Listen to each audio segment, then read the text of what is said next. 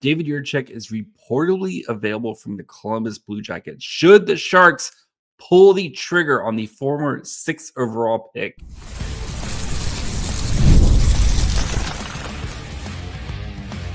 You're Locked On Sharks, your daily podcast on the San Jose Sharks, part of the Locked On Podcast Network, your team every day.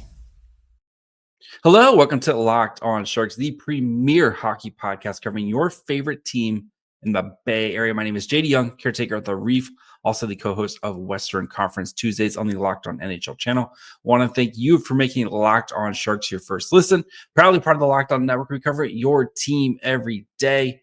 If you want to be an everydayer, all you have to do is just follow along wherever you get podcasts, or you can watch on YouTube as well. And today we're going to be doing the deep dive on David Jiricek. We're going to talk about kind of his past, his drafts, capital, like get to know the player himself. I watched some of his most recent games, look at what the tape said, and then try to decide if the Sharks should try to pull the trigger on a David Jiricek trade and what that would actually look like. So before we get to all that, do want to let you guys know that today's episode is brought to you by FanDuel. You can get the start of the season with a big return on FanDuel. New customers can place a $5 bet. You'll get started with $150 in bonus bets if you win your first $5 bet. Visit FanDuel.com to get started. All right, David Jiricek is reportedly available from the Columbus Blue Jackets. There's been a bit of an issue with Jiricek where he feels like he is NHL ready. He should be playing NHL games. The Columbus Blue Jackets are like, nah, bro. And they have been putting him in the press box and actually just recently sent him down to the AHL to play with the Monsters. All right, if you don't know who David Jiricek is, he's a 6'4", 204-pound right-handed defenseman from Czechia. Was the 6th overall pick in the 2022 draft. So like 2 years ago. That was like the Phil Beested draft for the Sharks fans. Jiricek is a very intriguing prospect because of he's only 20. He turns 21 at the end of the week here. Like he is just scratching the surface on kind of his potential and stuff. And there seems to be some sort of miscommunication between Columbus and himself on kind of the plan and what to expect. And it seems like, and you also have to remember Columbus has a new general manager who's in position who wasn't here when he got drafted. So it's been very widely reported that David Jiricek is available and Columbus is looking to kind of do right by the player and get something of return, which we'll dig into a little bit more. But let's continue to look at Jiricek. So this season has been a horrible season for Jiricek, at least when it comes to like games played and stuff. He's played a whopping 6 games this year in the NHL, and he's played 1 game in the AHL. This season, he's only averaging 11 minutes and 12 seconds of time on ice.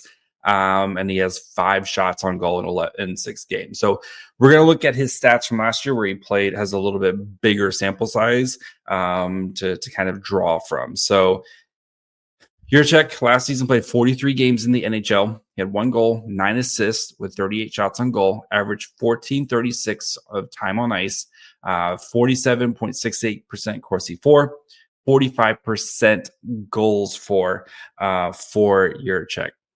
If you go back to his draft profile, Elite Prospects actually had him ranked number 2 and the second ranked player in that draft. They had him like the 5th highest ceiling for the 2nd highest floor. Like they felt like it was a very safe kind of defenseman. They're kind of the write-up they wrote was the creativity with the puck and the shot are both really high. I don't know if he defends well enough to be a top pairing defenseman, but he's still the best defenseman in the class. That was from an Eastern Conference executive. Kind of some of the other notes from Jiricek and his draft profile is the endorsement. This is from Elite Prospects. Endorsement, of course, marks something of David Jiricek finishes the year as the highest-rated defenseman for elite prospects after a year-long dogfight with Simon Nemec for the distinction. The book on Jiricek is a tome at this stage. He's already played 2 full seasons of professional hockey in Czech, and he's a wealth of international experience that would be the envy of most 10-year NHL veterans. We're talking about close to 10 separate appearances in this country's colors the last 2 seasons, including a pair of trips to the World Juniors, on the Czech blue line at the World Hockey Championship. For the most part, Jiricek handled each assignment admirably. His creativity at the offensive blue line, coupled with a constant drive to push the boundaries of his skill set, made him the draft's most compelling offensive defenseman. They kind of go on saying he plays a tight gap through the neutral zone, deploys sound footwork, defending on the blue line, contains exceptional, well in body-on-body defensive scenarios. Few players in this draft can match Jiricek as a play stopper. They also talk about his frame, et cetera, et cetera. So, like, David Jiricek, like, he's been, he is a very highly touted prospect. Like, this isn't just some scrub dude once out. This is a very highly touted prospect who, was elite prospect, had number 2. He ended up going number 6 in the draft class. Still rankings, private rankings, NHL rankings and public rankings. There's always going to be some difference there, but still, like, you're talking about a guy who was 6th overall in his draft class.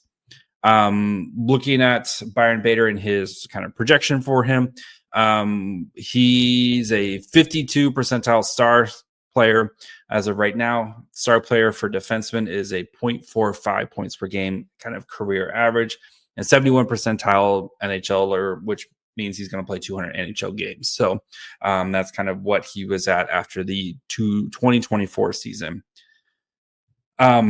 Looking at his stats last year, where he played his evolving hockey card and only played 43 games, and he was between that second and third pairing minutes every night. 9th percentile player, 6th percentile offensively, 32 percentile defensively. Like, didn't get any power play time, very little shorthanded, like, special teams time there. It's not much to take from it, especially again for a guy who played 43 NHL games there as a young player. And Columbus was, like the Sharks, very bad, and we'll have a bigger kind of conversation about Columbus and the way they're handling it here in a minute. But just interesting that a player of this kind of ilk isn't getting power play opportunities.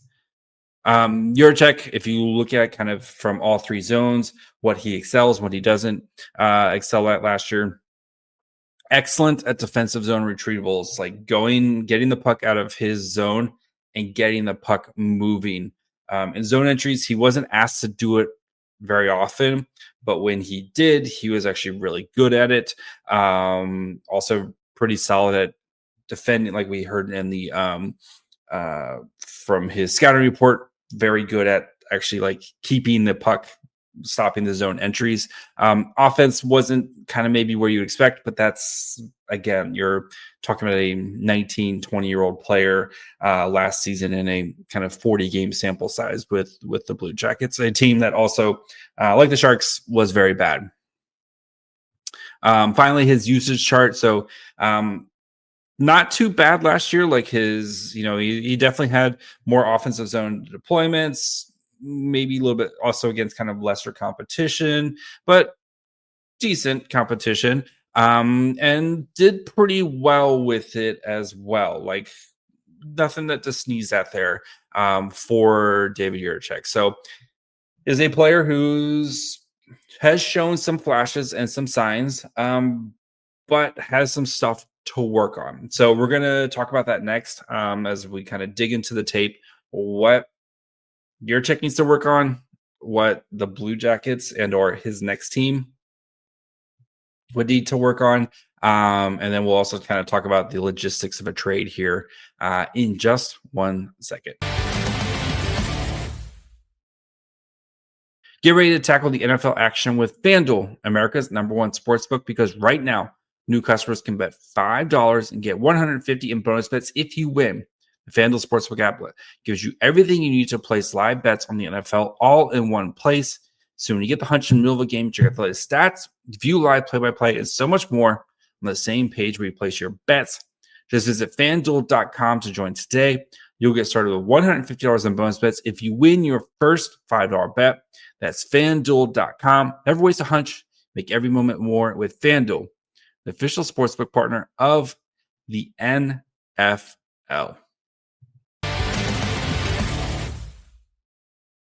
All right. Before we finish up, of course, I want to thank you guys for making Locked On Sharks your first listen. For your second listen, when you're done with this show, go check out one of the other great shows here in Locked On. Of course, you have Locked On Fantasy Hockey. If your fantasy hockey team needs some help, they got you covered. Who to target on the waiver wire, who to trade away, who to drop, all that good stuff. They got you covered there. Or check out any of the great shows here in the Bay Area. Locked On Niners, Locked On Warriors, Locked On A's, Locked On Giants. Plenty of great stuff here at the Locked On Network. We cover your team every day. All right. David Jiricek, what does the tape say? So I watched his last game against the Bruins, his last NHL game. And I watched his only AHL performance this year. And my biggest takeaway is he looks like a guy who needs to play some hockey. He's played 7 games this season, right? We are about quarter of the season through.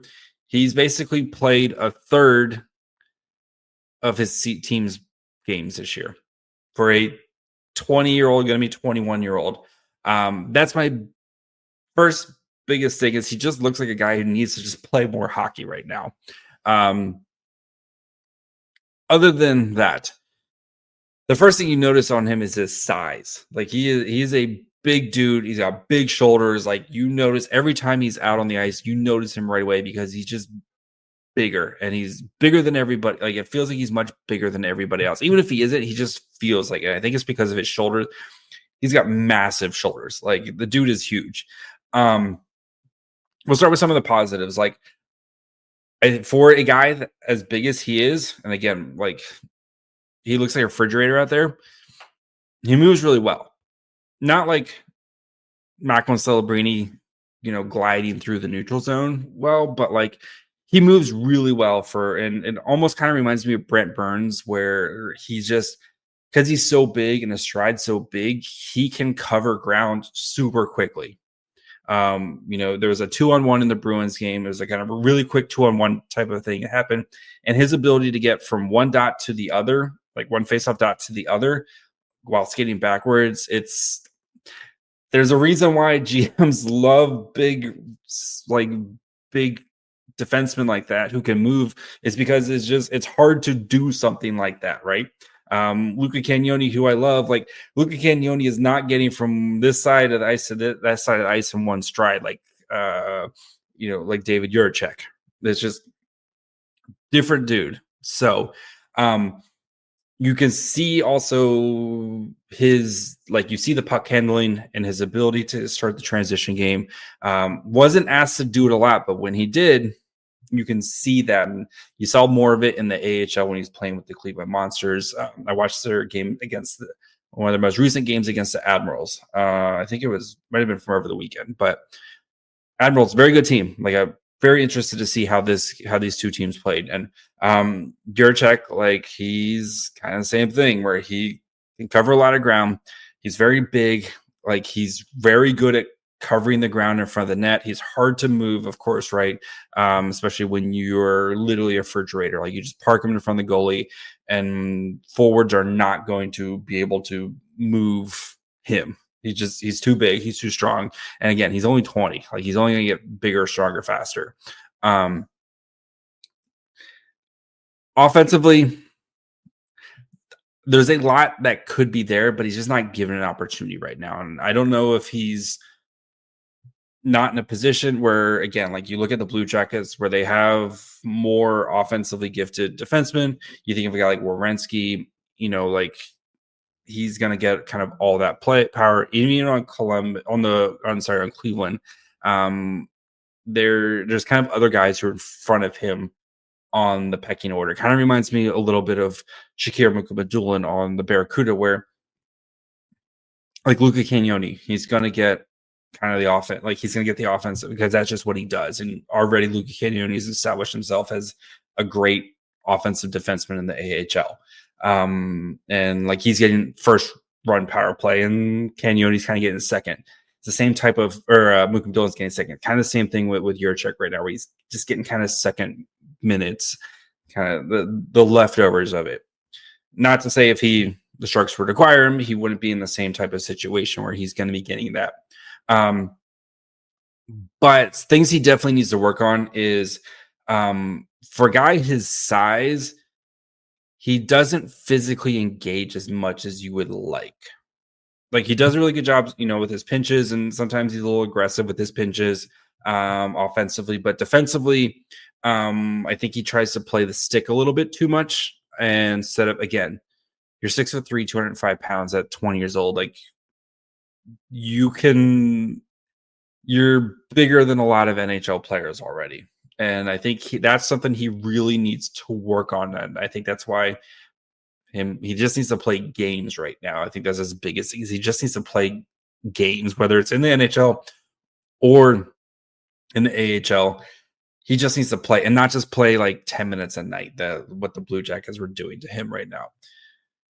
That I think is an area where I think you can work with him with that. And that's just kind of maybe pulling it out, trying to be a little bit more physical, I think especially along the boards, and some of the transition stuff. He's really good defensively transition. So maybe I could have just been what I was watching, but wanted a little bit more physically out of him. And I think his offensive game, like I was mentioning, it's just, you can see flashes of it. You can see why he'd be really, really good, but he's just not getting an opportunity with it.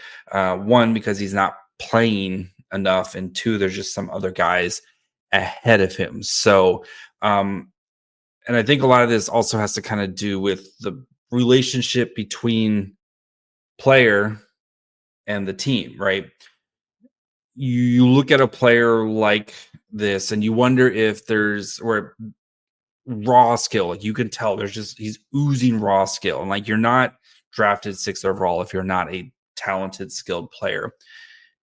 And you wonder if there's just not a concrete plan with like, this is what we're going to do. Like, look at the Sharks and Will Smith, right?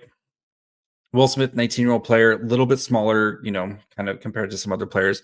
But the Sharks have laid out a plan, and we can argue if it's the correct plan or not, but they have a plan, right? Will Smith, this is what we're going to do. First half of the season, you're not going to play back-to-backs. We're going to pick kind of games here and there, developmental games. You're going to play, 14, 15 minutes a night, but we're going to get you on the power play. We're going to try, as you earn more opportunities, we're going to get you in key moments, whether we're down by a goal, trying to kind of come back. Like we're going to utilize you. We're going to put you in 3 on like an overtime. Like we got a plan for you to help you be better in the long run and not grind you out. It doesn't seem like Columbus has a plan right now with him, where it's, again, like if you're going to be in the NHL, like against the Bruins, like I watched that game, he played 10 shifts and he played 8-14. It was great to watch it because I watched the game in, 15 minutes. It took me more time to kind of scroll and find his next shift than it did actually finding his shifts, because he's played 10 shifts and he played 8-10. And he had some mistakes, as a young player is going to have, right? He had in the first period, a really bad turnover that, he probably wants, but he also had some flashes of like, oh, that was a really nice transition where he gets the puck out of the zone, gets it going, makes a really great pass from his zone, basically to the, like a really nice stretch pass that gets the offense going. Like you see those flashes, but the poor kid right now is playing like he knows this might actually be my last shift. Like, we talk about Macklin Celebrini plays every shift like it's his last shift. And we love that about him. Poor David Jiricek plays every shift like it's his last shift, because it might literally be his last shift of the night. And you have that, again, completely different players, but you almost have that Ryan Merkley feel where as soon as he makes a mistake, done. You're done for the night, open the door type of thing. Merkley, a ton of issues, attitude, et cetera, et cetera. from all accounts, Jiricek seems like a really nice guy, great in the locker room. But I'm curious if the lack of plan for his development is maybe why we are here, and that happens when you go through new GMs and you go through a lot of changes that the Blue Jackets have gone through recently. If there's just might be a lack of a plan. So let's look at what a potential trade, my guesstimate of what a trade might look like, and if I think the Sharks should do it or not. So we'll get to that here in just 1 second. Prize Picks is the best place to get real money sports action with over 10 million members and billions of dollars in award winnings. Prize Picks has made daily fantasy sports accessible to all. Just pick more or less on at least 2 players for a shot to win up to $100 times your cash. Run your game all season long on Prize Picks. Prize Picks puts their members first, so all withdrawals are fast, safe, and secure. When my picks hit, I can get my money in as quick as 15 minutes. Prize Picks now offers Venmo for quick and easy deposits and withdrawals into your account this sports season. If you sign up today, you'll get $50 instantly when you play $5. You don't even need to win to receive the $50 bonus that's guaranteed. With Prize Picks, you can win money as your favorite player collects points. If you think Macklin Celebrini has more than half a goal in him, you can pick more on their Prize Picks entry, and your predictions turn into cash. Download the app today. Use code LOCKEDONNHL to get $50 instantly after you play your first $5 lineup. Again, download the app today. Use code LOCKEDONNHL to get $50 instantly after you play your first $5 lineup. Prize Picks. Run your game. All right. Before we finish up, of course, thank you guys for making Locked On Sharks your first episode. If you missed it, Saturday night, I did a special Joe Thornton. I talked about the game on Saturday night. Talked about Joe Thornton and the retirement ceremony. If you missed it, it's in your feed. I did a really fun. That was episode 1200 for me. 1200 of these. I'm still terrible at this. I'm joking, kind of, a little bit. Anyway, so should the Sharks do it? What does a trade look like? Let's talk about what a trade actually looks like. You have a disgruntled player, young player, who's on his ELC. He's got this year and next year left on his ELC. Disgruntled young player where management and him aren't on the same page. Still a high pick, and he wants out. Where have I heard of this before? Oh, yeah, the Cutter Gauthier trade. A little bit different as Cutter Gauthier had not played yet for Philly, but top 5 pick. Not happy with what his situation was going to be. Gauthier had a little bit more leverage as he had not signed his ELC, and he could basically just say, well, I'm not going to sign, and I'll be more than happy to play college. A little bit different, but we're going to kind of use that as a parameter, and that was Cutter Gauthier for a second and Cam York. And was it Cam? No. Jimmy Drysdale. Sorry, my bad. Wrong young defenseman. Blue Jackets are reportedly looking for a young player in return. And I think this comes down to what are you willing to give up? And I think the second round pick is probably a good starting point for the Sharks. And I know maybe there's probably fans right now as I'm saying you're going to give up a second round pick. The Sharks are going to be like, don't worry about picks. The Sharks can manufacture picks.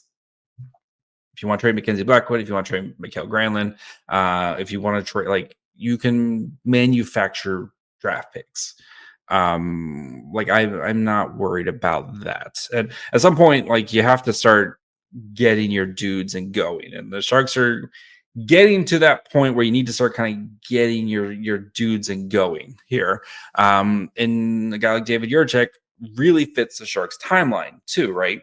Right in the he'll be 21. So, he fits in the same timeline with Macklin Celebrini, with Will Smith, William Macklin. He's in the exact same age range as those guys. He's right. Really, really fits in. I think if you're the Sharks, you're probably looking at a second round pick plus a prospect, to be honest. And whether it's, I mean, they're probably going to ask for somebody like Quentin Musty. The Sharks are probably going to say no.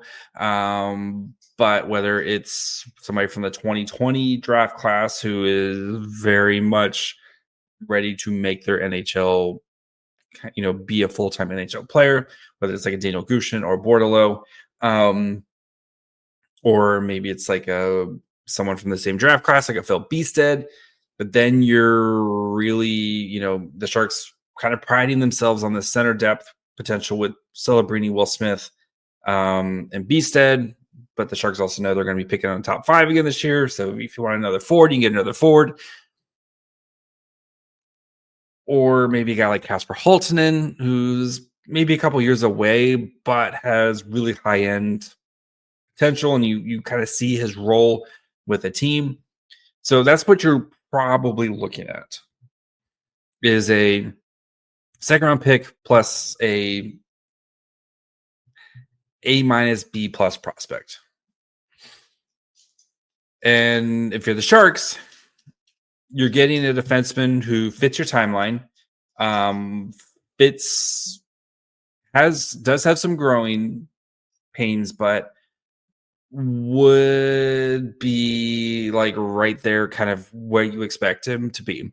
I think if the Sharks do this, they need to, like, kind of like as Mike Grier has done with a lot of the guys, is you sit down and you say, this is going to be the plan. Like, trust me, this is what we're going to do with you. And we're going to have you start in the AHL. You're going to play a ton of minutes in the AHL right now.